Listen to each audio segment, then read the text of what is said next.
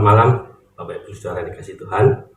Kita malam hari ini bertemu kembali dalam ngopeni iman GKI Sepanjang.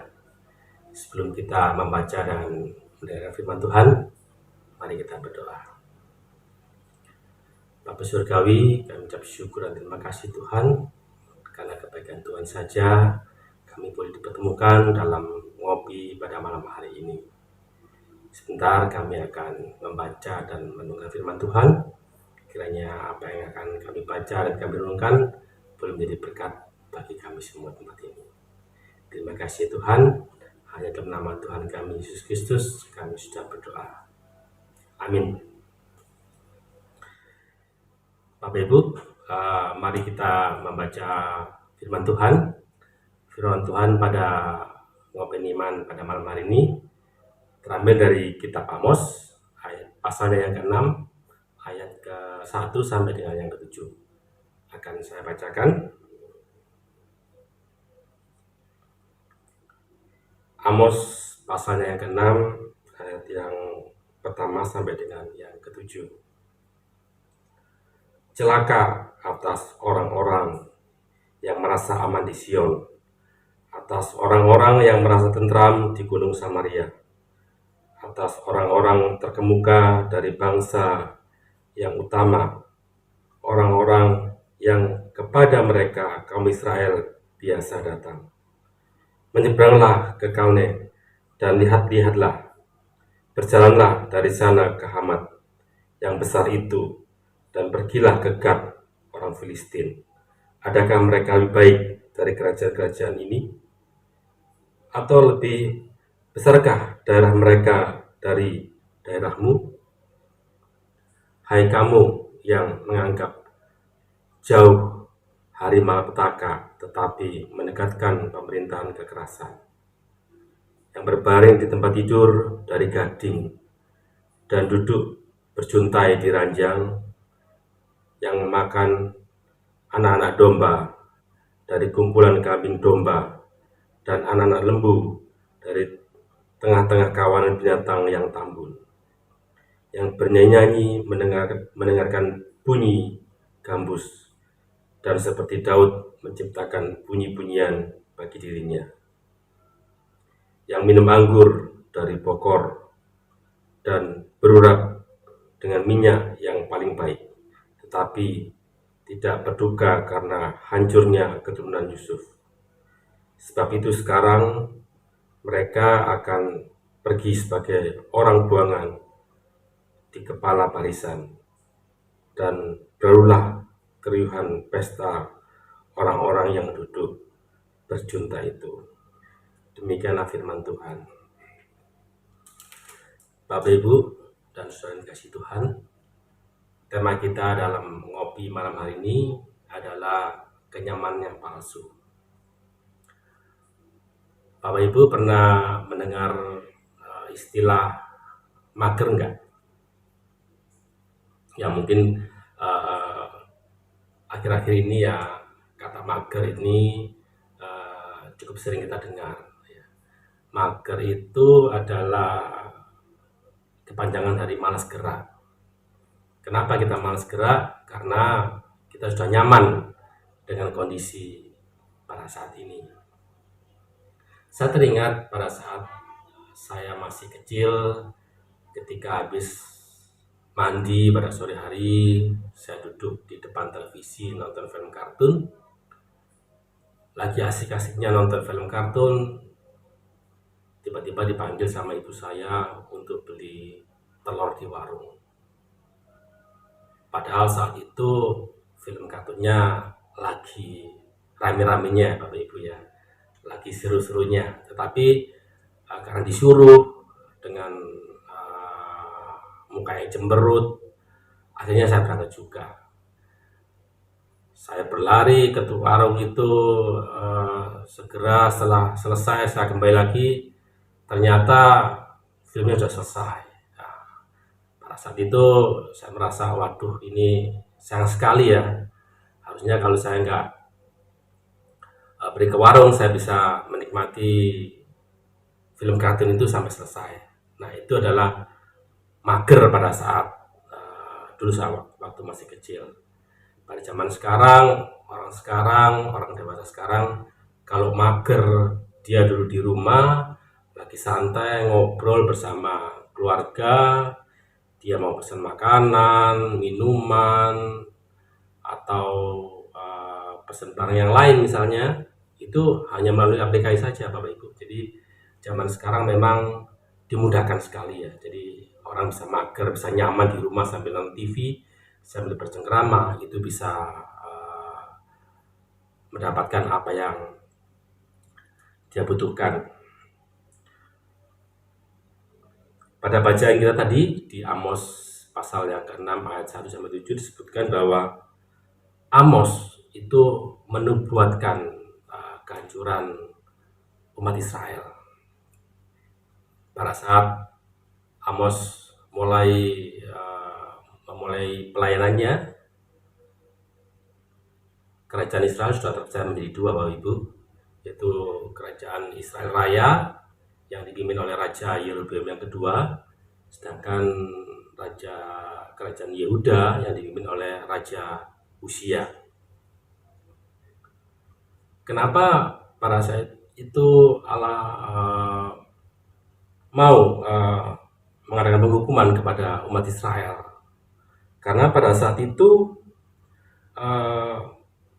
umat Israel melaksanakan atau pemerintahan saat itu tidak adanya keadilan bagi umat Israel atau masyarakat Israel pada umumnya. Jadi keadilan itu hanya didapat oleh pejabat ya, atau orang-orang yang kaya, atau pemimpin umat pada saat itu.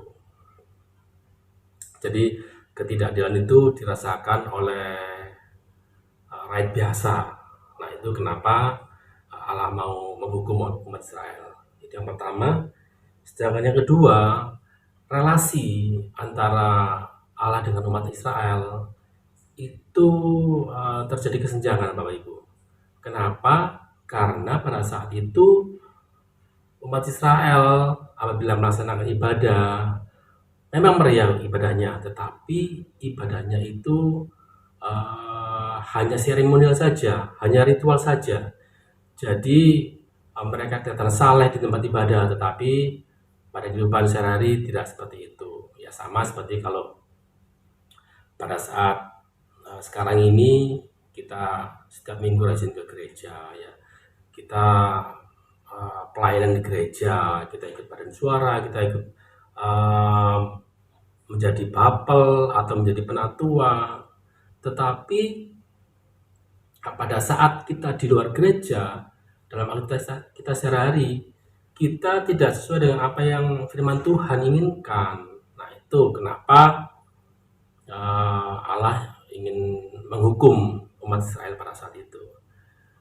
Amos sudah mengingatkan kepada umat Israel bahwa mereka harus berjaga-jaga, jangan terlena dengan kenyamanan pada saat itu. Ya.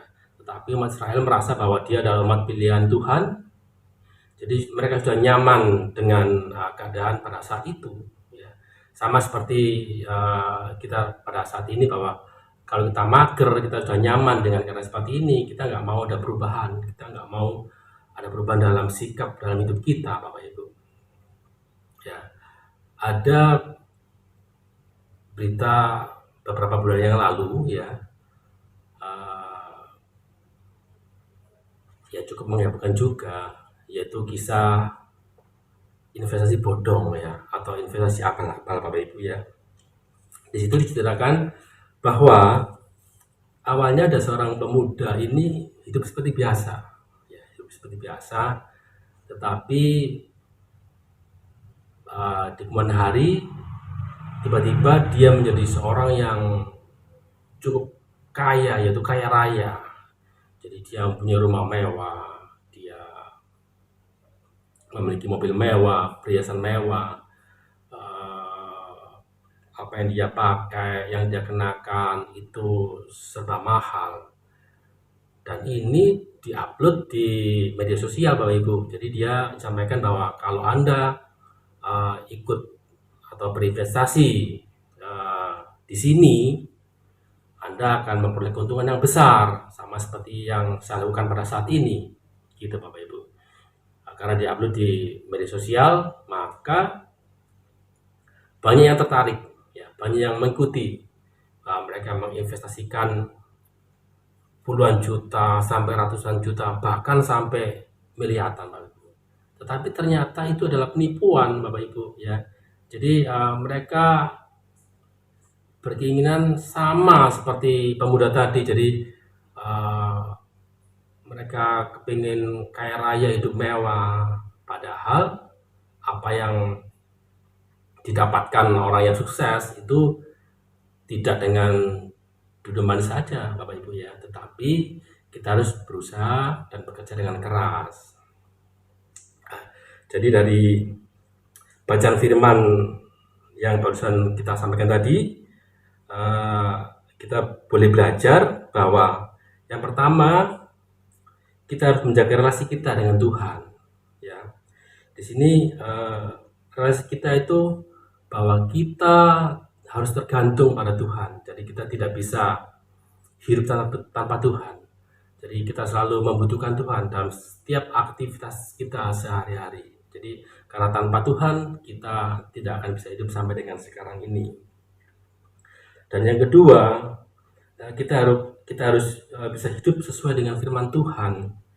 Jadi tidak ada kepalsuan, sama seperti umat Israel, ya, atau seperti hidup kita saat ini. Kita saleh di tempat ibadah atau di gereja, ya, kita seperti orang suci pada saat kita beribadah, tetapi pada saat kita sudah pulang dari tempat ibadah, sudah pulang ke rumah kita masing-masing dan melaksanakan aktivitas kita sehari-hari dalam pekerjaan kita sama dengan mereka yang tidak mengenal Tuhan, ya, itu sama saja Bapak Ibu.